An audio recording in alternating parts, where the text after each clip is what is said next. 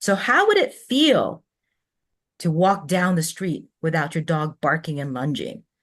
To have guests again without, those comments. Oh, I think your dog needs some training.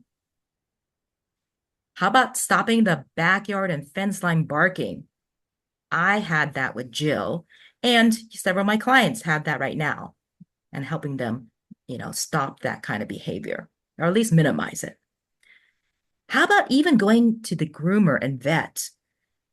I've had a couple of dogs where, the humans have to wait with their pup outside in their car before their actual appointment, when they're called in to their rooms because the dog can't handle the waiting room. How about imagining being able to stop your dog barking on cue and eventually, where they learned to do it on their own?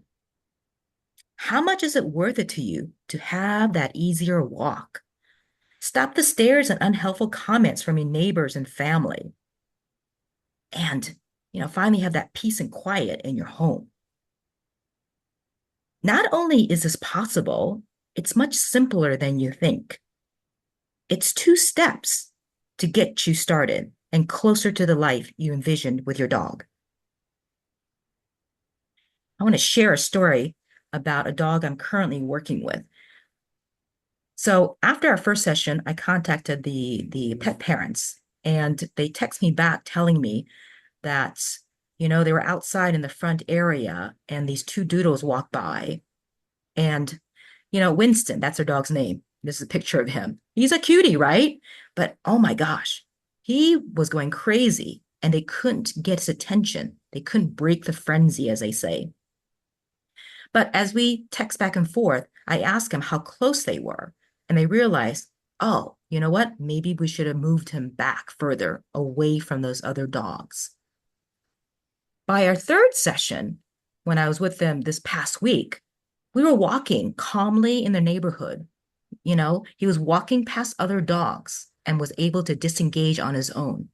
Now, in this session, we are across the street in a neighborhood street, a narrow street, where he can see the other dogs passing. But, I have faith in him that we will be able to get closer and closer, even walk past them and him being able to disengage. But in our third session, we got to where we were maybe like about 5 feet from the other dogs. We were like in the middle of the street, but it's a quiet neighborhood.